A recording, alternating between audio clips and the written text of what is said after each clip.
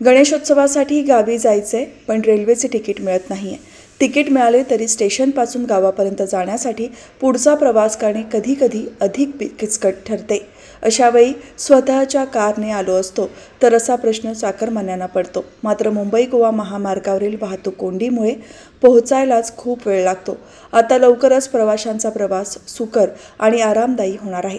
कोकण रेल्वेने एक खास सेवा आणली आहे। आता तुमच्या मालकीची कार तुम्ही रेल्वेने कोकणातील गावी घेऊन जाता येणार आहे। कोकण रेल्वे 23 ऑगस्टपासून महाराष्ट्रातील कोलाड ते गोव्यातील वेर्णापर्यंत गणेशोत्सवासाठी चाकरमान्यांचा प्रवास होणार सुकर ही सेवा सुरू करत आहे। यामुळे 20 ते 22 तासांचा प्रवास अवघ्या 12 तासात पूर्ण होईल। गणेशोत्सवासाठी ही सर्वात मोठी भेट चाकरमान्यांसाठी असणार आहे। एका ट्रेनमध्ये साधारण 40 कार घेऊन जाता येतील।